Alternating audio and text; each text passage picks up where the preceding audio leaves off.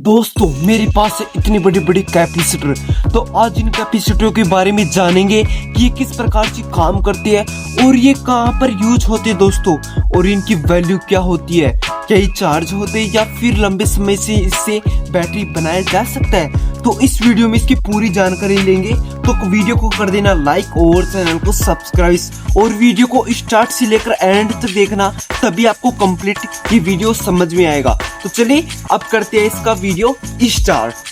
दोस्तों आज है मेरे पास ये कुछ इस प्रकार के कैपेसिटर जो काफी बहुत ही बड़े हैं। दोस्तों देख सकते हो कितने बड़े बड़े कैपेसिटर है। कभी आपने देखा होगा तो मुझे कमेंट में जरूर बताना कि आपने ये इस प्रकार के कैपेसिटर कहाँ पर देखा, और मैं इसकी वैल्यू बताऊंगा और ये काम बताऊंगा कि ये ज्यादा से ज्यादा कहाँ पर यूज होते हैं दोस्तों।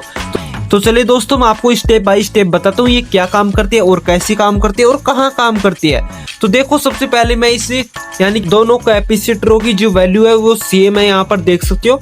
तो मैं आपको इस कैपेसिटर की वैल्यू आपको स्टेप बाय स्टेप बता देता हूँ। तो देखो दोस्तों सबसे पहले आपको CD 293 यानी कि आपको सोच रहे होंगे क्या है CD 293, तो आप इसे भूल जाओ क्योंकि ये अपना कोई काम का नहीं है। किसी ब्रांड का ये लोगो हो सकता है, किसी ब्रांड का ये कोड हो सकता है, इसे तो छोड़ो। यहाँ पर आपको लिखा हुआ मिलता है 250 वोल्टेज 470 माइक्रोफारेड। तो दोस्तों ये अपना मेन पॉइंट होता है यानी कि 250 वोल्टेज, तो यानी कि 250 वोल्टेज जिसकी कैपेसिटी है और 470 माइक्रोफारेड ये करंट को स्टोरेज करता है, यानी कि जो वो अपना इलेक्ट्रिसिटी आती है उसे स्टोरेज करता है। और वो भी बताऊंगा कि कहाँ पर खर्च करता है और क्यों खर्च करता है और क्यों इसे लगाया जाता है जी इसे स्टोरेज करने के लिए।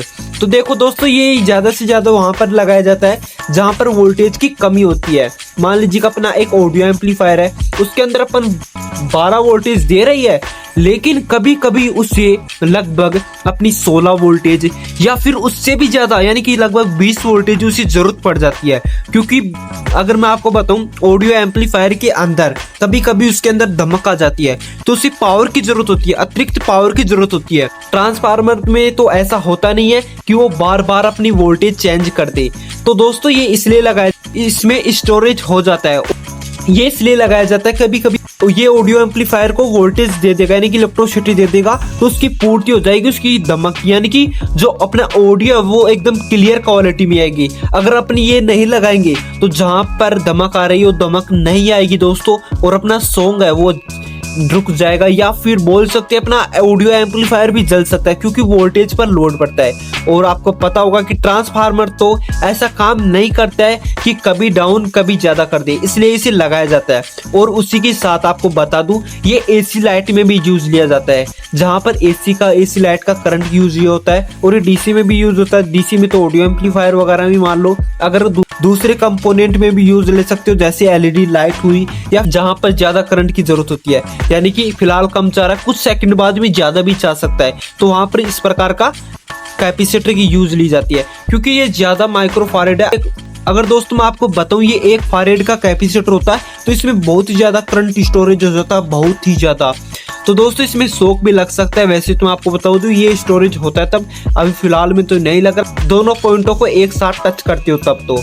और ये AC लाइट में यानी कि किसी मोटर के अंदर लगाया जाता है, किसी यानी कि उसे धक्का लगाने, स्टार्टिंग कैपेसिटर कहा जाता है दोस्तों इन्हें, यानी कि मोटर को स्टार्ट करने के लिए। क्योंकि इनमें क्या होता है दोस्तों, करंट जो अपना होता है वो स्टोरेज हो जाता है, यानी कि अपनी मोटर चल रही है लेकिन इसमें करंट है वो स्टोरेज हो जाता है। कभी अपन इसमें जो करंट देंगे तो ये ऑटोमेटिक यानी कि इसका जो करंट होता है वो मोटर के पास जाता है और मोटर को धक्का लगा देती है। जैसे मोटर घूमती है तो अपनी इलेक्ट्रिसिटी लेने लगती है और अपना काम करने लग जाती है।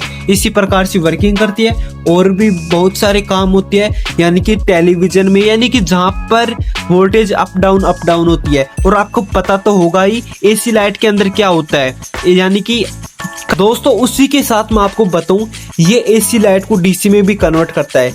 मान लीजिएगा जैसे ही अपन इसमें देंगे करंट 220 वोल्टेज, यानी कि अपन 220 वोल्टेज को अगर DC में कन्वर्ट करते हैं किसी और तरीके से, तो वह 220 वोल्टेज में कन्वर्ट नहीं होगी, यानी कि वो 110 वोल्टेज में हाफ में कन्वर्ट होगी, 220 वोल्टेज में नहीं होगी। क्योंकि आपको पता होगा कि जो अपनी एसी लाइट होती है वो कम डाउन आती है। तो ये एक ऐसा जुगाड़ है जिसे 220 वोल्टेज में डीसी में बदल देता है, क्योंकि जहां पर 220 वोल्टेज आती है तो ये चार्ज हो जाएगा, और जैसे ही वो एसी लाइट में जहां पर नहीं आएगी उसी वहां पर पूर्ति कर देता है, जैसे इसी प्रकार से 220 वोल्टेज में कन्वर्ट कर देता है। यानी कि सिंपल सा झंझा है दोस्तों, ये अपने के अंदर करंट स्टोरेज करता है और जरूरत पड़ने पर उपकरण को ये देता है। इसी प्रकार से काम करता है, और इसकी वैल्यू है जो सबसे ज्यादा ये जो माइक्रोफारेड होती है इस पर डिपेंड होती है। यानी कि जो अपना 220 वोल्टेज होता है ये तो आपको पता होगा कि कम डाउन भी हो सकता है, लेकिन जो 470 माइक्रोफारेड है ये ज्यादा माइक्रोफारेड का होगा, तो ज्यादा यानी कि ज्यादा करंट स्टोरेज करेगा। यानी कि 220 वोल्टेज में ये 470 माइक्रोफारेड करंट स्टोरेज कर सकता है। अगर यहाँ पर आप 1 फारेड का कैपेसिटर यूज लेंगे, यानी कि 1 फारेड बहुत ही ज्यादा हो जाता है दोस्तों, जो यहाँ पर आप यूज लेंगे ना तो ये आपको काफी यानी कि काफी चार्ज हो जाएगा, जिससे एक हाई कैपेसिटर बोला जाता है, यानी कि जिसमें हाई इलेक्ट्रिसिटी कैपेसिटी करने की क्षमता होती है। तो दोस्तों अगर आपको वीडियो पसंद आए तो वीडियो को लाइक कर देना और चैनल को सब्सक्राइब कर देना। मिलते हैं अगले वीडियो में, तब तक के लिए जय हिंद जय भारत।